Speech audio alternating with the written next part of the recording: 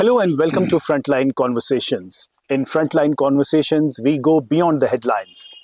And in this program, we have a special guest who is an academic by temperament, a professor by vocation, a dissenter by compulsion, and also an activist by choice. But he's also a distinguished professor of international relations and has been formerly the Vice Chancellor of Islamic University in Science and Technology, and also historian and expert on Tibet and Ladakh affairs.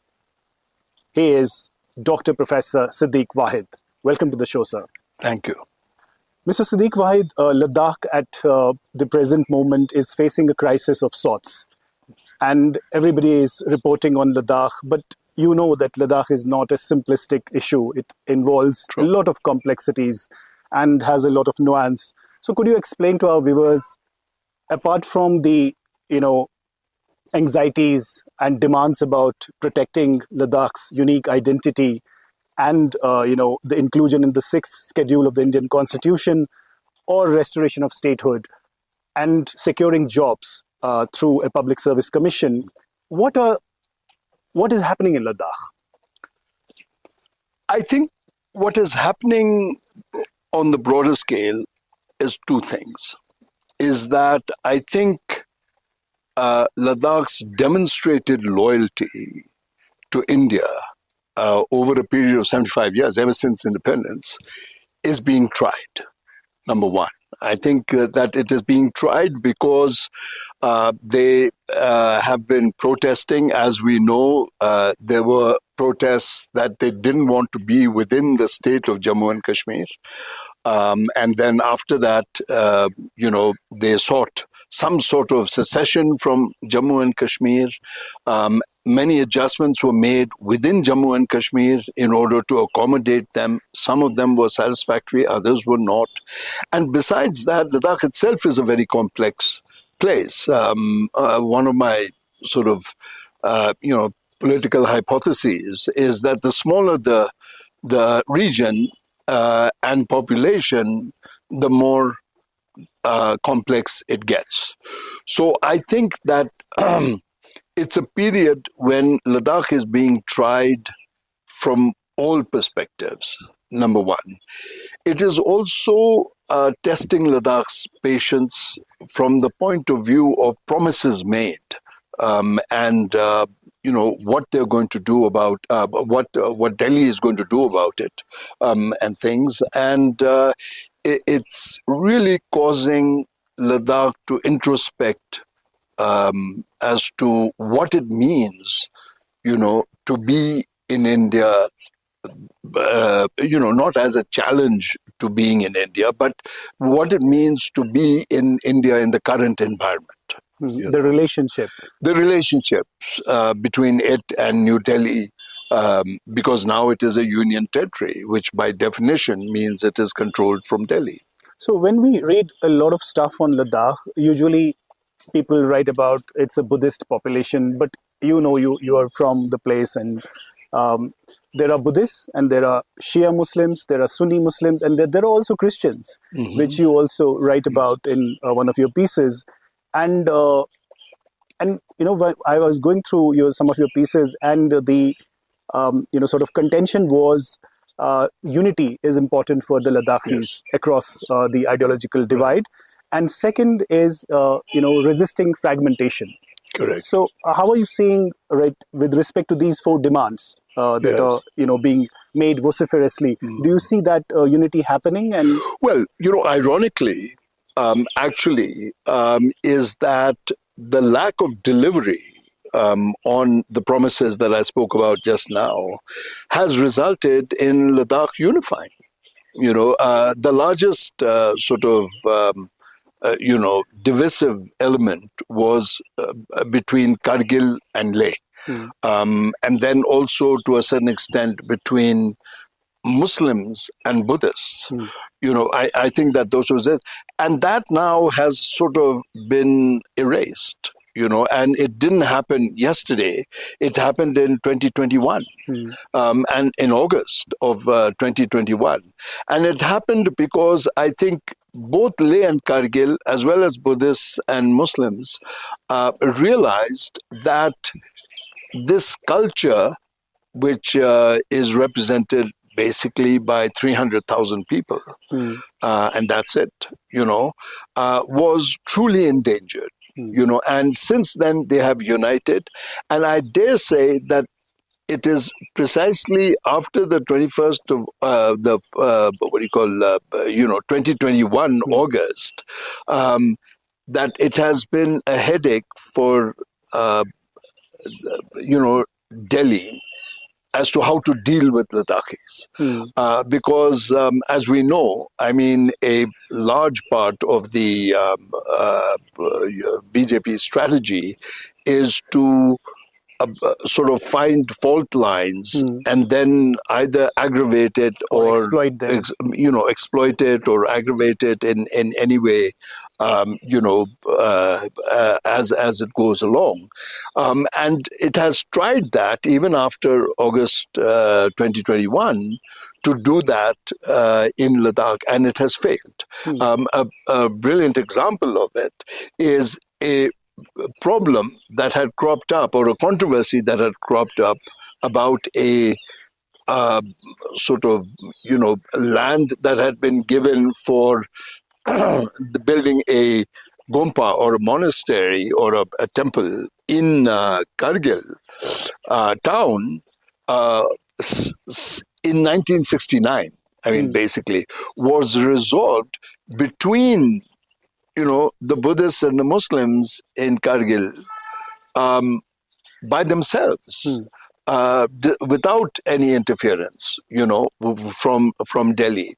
So I think that has happened, and it is, from my own perspective, this is the thing that I harp on the most, is that the unity has to remain, and the other thing that you said is that there is diversity in Ladakh. And, geographical diversity. Well, there's geographic diversity. There is, internal sort of Ladakhi. Religious diversity. Yes, religious diversity. There is linguistic diversity. There are all kinds of it. So Ladakh is not by any stretch homogeneous.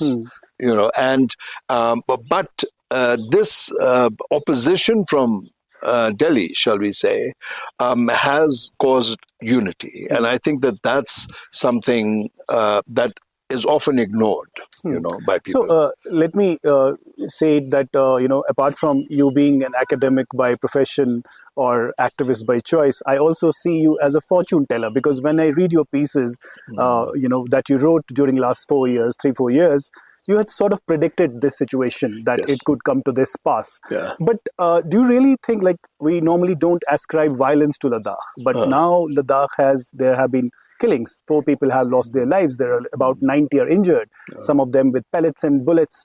So this is sort of unprecedented. How do you see this kind of an escalation? Well, I really don't know. Escalation is one thing because it happens in the heat of the moment. And I think by all sort of reports that have come in, it happened in the heat of the moment. People were unhappy. And there was also a sort of like suspicion starting to build up, because over the last month and a half to 2 months, there was a steady troop build-up. And many Ladakhis have told me that it was, and I witnessed it actually, because in the last, month and a half, I've been there twice, and I noticed some sort of an increase in CRPF deployment in Ladakh, and this was starting to build suspicion, and I think that it led to a peak on August 17th, and as a result of which, I think this whole tragic sort of deaths and injuries happened. I really don't know what to say. What I do know is that New Delhi seems to have underestimated Ladakh's resolve in sort of wanting to have an answer to their four demands, and I think the anger is triggered by the fact that they've been taken for granted, and people are saying, we've been peacefully protesting for 4 steady years. And this also, this hunger strike or protest sit-in, it has been largely very peaceful. Not largely, but it has been absolutely peaceful. Absolutely, and these conversations that have taken place, or the negotiations or talks that took place between Delhi and the people in Ladakh, there has been this, the KDA, the Kargil Democratic Alliance, or the apex body from Leh. So, do you see any headway after this escalation? Because now the government is saying that there is a possibility of a foreign hand, how Sonam Wangchuk has been arrested under, stringent NSA, and, his NGO, the FCRA has been cancelled, the registration has been cancelled, and now he is in jail. So, do you see this movement for Ladakh's protection of rights and identity and other demands as well? Do you see them now being a leaderless kind of a movement, or do you see there are other leaders waiting in the wings? See, one of the things that is also being demonstrated by this recent flare-up is that where there was a fault line between religions and regions, there may now be a fault line generationally. Thus far, I know for a fact that it's been the elderly and aging leadership that has tried to keep the lid on this, things calm, on the pressures, to calm people down, to calm the youth down, and so forth. I think that we may be also witnessing some sort of a generational shift, and so it could be that there is a younger set of leaders that are coming out. Now, the younger set of leaders, by younger, I mean, from my point of view, everybody's young now, and so forth. But by the younger set of leaders, I mean anybody from about 45 onwards, because they will have a longer political life, obviously, in this environment. And so, therefore, that's a very sort of,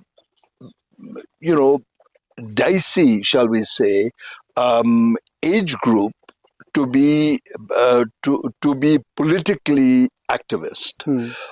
Dangerous, I say, because when you're young, you are much more prone to being emotional and things. Or idealistic as well. Idealistic in terms of what can be attained, and very impatient in terms of not attaining them. And so as a result, I don't know, I hope rather that it does not transform itself into some sort of a sort of like more violent sort of thing. And by violence, I don't mean, sort of guns, but what I mean is more confrontational, agitational. And because that then spells a danger. It spells a danger because the demographics are such that a lot of Ladakhis are sort of ex-servicemen in the army and so forth. They're trained. Scouts. In the Ladakh Scouts or other, regiments of the Indian Army. And they're trained, so they can withstand, state violence also, and in the group of 4 that were just killed, one of them was 46, and he was an ex-serviceman, if I read correctly, so there's another, sort of group that you might inflame, and that's my worry. I mean, so let's come to another issue, which is now you have seen, Sonam Wangchuk was the one who actually tweeted when August 2019 abrogation of Articles 370 and 35A happened. and Jammu and Kashmir lost its semi-autonomy and statehood and special status. So there was a long pending demand from the Ladakhis for over a period of time that they wanted a UT status at the time, or to be controlled, federally administered. And then after 1 year, within 2 years, they realized that perhaps this was not the solution. Yeah. So now there has been a lot of politicians, unionist politicians from the Kashmir Valley, some of them taking a dig at the Ladakhis, especially Sonam Wangchuk and others who have been vociferous in their demand for the UT status. How do you see that, the timing of this taking a dig at Ladakh at this critical juncture? Yeah, I mean, it's people change their views. I mean, in politics, whether it is, self-interest, whether it is changed conditions, whether it is shifting geopolitics, I don't know. I mean, we don't know as a whole. I know until we really study it carefully and so forth. So I think that, clearly there has been an about face on the part of Sonam Wangchuk and things. But those are, those are less, I tend to less criticize those things and say, try and offer constructive criticism to see where do we go next, and how do we sort of resolve rather than this developing impasse. Because to do that is to just be argumentative, for argument's sake, number one. I mean, as far as individuals go, they have to answer to themselves most of all, and not to an entire crowd. I mean, yes, if you're a politician and you're elected and the people have vested interest in you, interest in you, then, you have to answer to them. But here we're talking about an activist, who has changed his stance. Maybe he feels betrayed. One has to sort of actually speak to him, which I haven't done in a long time, and especially to ask these questions in order to know what is the rationale for it. So there is no doubt a growing discontent in Ladakh. You spoke like what it could lead to regional on the regional front, but since you are also an expert on international relations and governance, so what could be the geopolitical implications of this crisis? Well, I mean, what it can be in the future, difficult to predict, quite frankly, for me. I think that, but we can sort of, contemplate as to, the present situation. And the present situation is something where we have to accept that South Asia has become China's backyard, and when it comes to talk about China, then Ladakh is on the forefront for obvious reasons. And Ladakhis have fought wars against China. More recently, in 2020, there was a clash at the Galwan Valley, of course, where 20 soldiers of Indian Army were lost their lives. So that is something very much, in play now. I think it was in play soon after August 5th, 2019. When Beijing issued a statement. When Beijing itself issued a statement, I think on the 6th, saying that we are now involved in the J&K dispute, or words to that effect.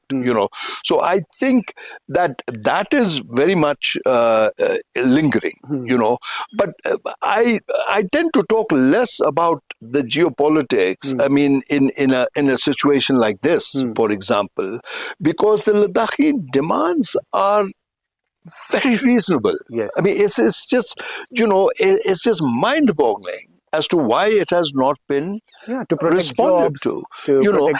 And let's not forget, and let's underline the fact that we're talking about 300,000 souls. I mean, what is that? It's not even half the population of Defense Colony in Delhi. So what does it take to make them feel alienated, or to feel a part of the family? I mean, it obviously takes, huge sort of incompetence to make them feel alienated, but to make, but to make them feel part of a family, if you're looking at it as such, it's fairly simple, one would think, when you look at the demands. So you also say that in terms of excuse me for interrupting you. Please. The other thing is that there are 4 demands. You can prioritize them, and if I were to prioritize them, I'd say jobs is number 1. And we're talking about now 30-40% of the population, of Ladakh when you talk about youth, So it takes that 30-40% to feel comfortable, not with gifts. That's not what Ladakhis are asking for, not with handouts. That's not what they're asking for, but actually being able to operate in an open world, open in the sense of, because of the digital world, because of, borders. You are connected to the wider world. You're connected, So when you talk about, for example, the Muslims of Ladakh or the Christians of Ladakh, you argue that that in Ladakh's intellectual and economic life, they have sort of punched above their weight. Could you just please... Above their weight? Yes. Yeah. Well, I think when I was talking about that, I was talking primarily about the Christians, because the Christians are a tiny minority, and they've punched above their weight because their engagement with the modern world preceded that of Muslims of Ladakh and the Buddhists of Ladakh by sort of almost a century, in the sense that they were sort of introduced to modernity when they converted to Christianity. It was through Europeans and so forth that Christianity came to Ladakh. And, so I think that that's the reference that I was making in that particular article. And that has to be appreciated, first of all, by Ladakhis ourselves, but also by sort of Delhi and the rest of South Asia as a whole. I mean. So let's come to the last 2 questions. One is, when it comes to the power center, whether it is in politics, administration, bureaucracy, what is the sentiment in Ladakh that who are the people who are controlling these levers of power? In Ladakh itself? Yes. Well, I mean, there too, you'll find, I think, diffusion in Ladakh. I remember in 2012 and 13, both those years, I don't know which year it was, that I went and talked to some people right on the border in Changtang, And one of the first comments that they made is that people in Leh don't understand us at all. I mean, that's like the same community, right? I mean, culturally, linguistically, etc. And what they were saying, what the person was responding to is that they shout at us in Leh for coming away from the borders, like from Demchok and Chushul and these other places, and the answer, their response to it is very simple, is that we don't like to get beaten up by the Chinese. I mean, it's as simple as that, So if you give us something to respond to that, it's a thing. So I think... I was referring to actually the top positions that are currently occupied by people in terms of bureaucracy or administration, or well, you mean in the present administrative setup under UT Ladakh? Well, I mean, I think that the immediate response is that they don't know Ladakh, and it's very true, because I don't think that there are many Ladakhis in key positions, and so it's natural that they would not know. Listen, look at it another way. Ladakh used to be, both Kargil and Leh put together, the largest district by far in all of India. Suddenly, you have, and it was the largest district with only 1% of the land arable. And for a population of 300,000, so it may not seem like, that there's a huge disconnect there, but there is, when you have such, so little arable land. And how to till the land, what it means, to have water on time.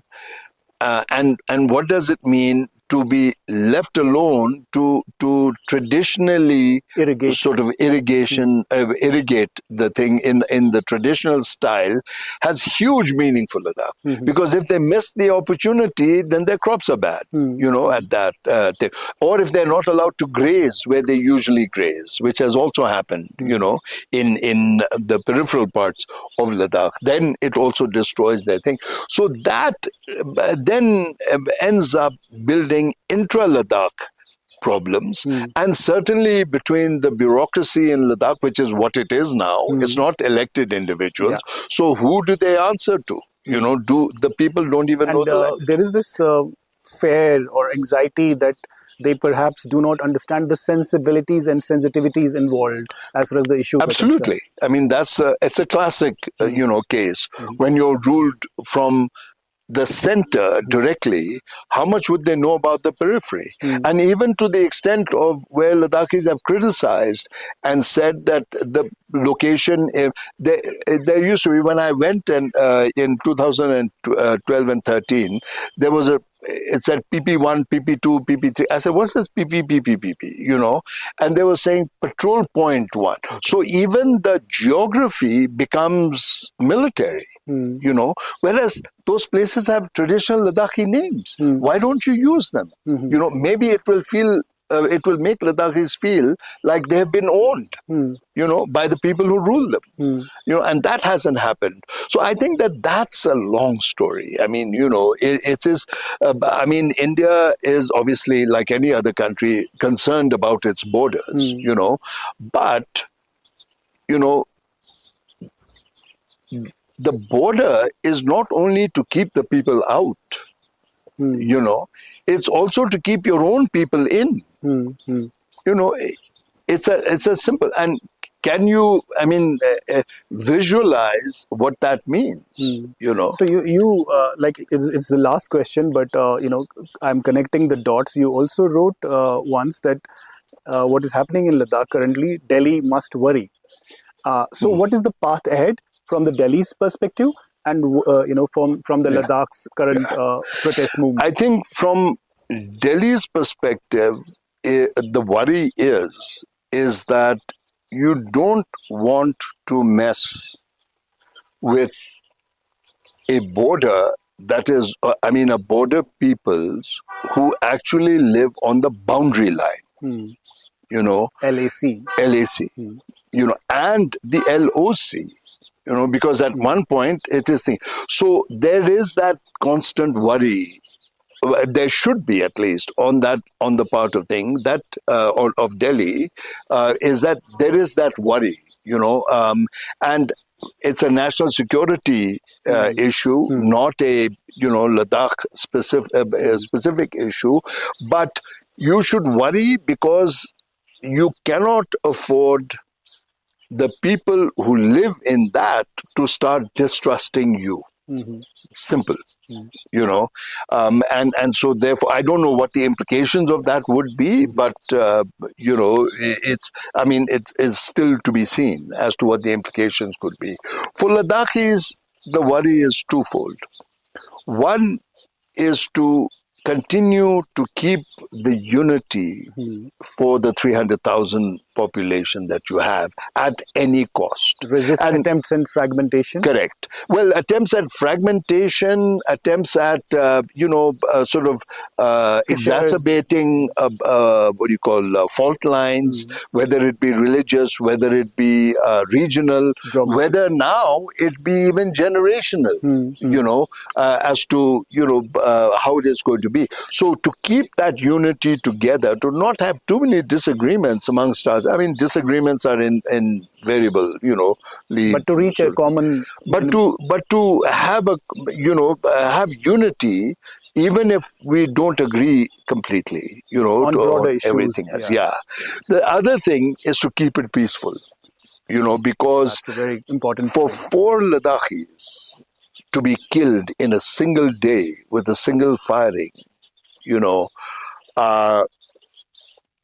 is like having 40 in Kashmir. I mean, proportionately, it may be even more, in terms of to be population killed in ratio. Kashmir, from a ratio point of view. So I think that is not something that Ladakh can afford, and I think that needs to be taken. It's a very difficult conundrum. So before we end this conversation, one word for how you look at the accusations against Sonam Wangchuk.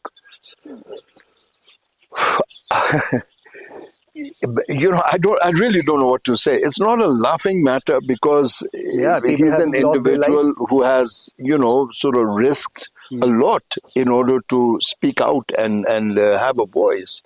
But essentially, it's silly. I mean, not very long ago, he was a very strong supporter of the BJP. Yes. What is it that turned them so against him? I really fail to understand. I mean, in those days, of course, I disagreed with what he was doing and what he was saying. Not that I either wrote about it or even spoke to him about it, because, it's an individual and individuals have their rights and so forth. I thought if I ever get to meet him, which I did, but in a totally different context, so it was not going to be, okay, let's discuss your political views. I didn't do that because I'm not that sort of person. But I did meet him and we didn't get to engage, but an individual is an individual, and he was acting very much like as an individual. I don't think he belongs to any party, and things. Even he's not even a part of Apex, who called the hunger strike, for example, and who called for the new set of demonstration. I mean, he just participated in them as a citizen. So I think it's rather, silly. As for the accusations of, foreign hand, financial, what do you think? What happened to it, when he was a part of you, is the question that I would have. So it seems like an excuse, and I don't think, even the FCRA case, I think, has been pulled back or something. I don't know. Maybe I misheard that one. But it's to be seen. But it is silly. I hope he is safe. I hope he is... He's been taken to Jodhpur for now. Oh, has it been Jodhpur? I didn't know. I see. Okay. All right.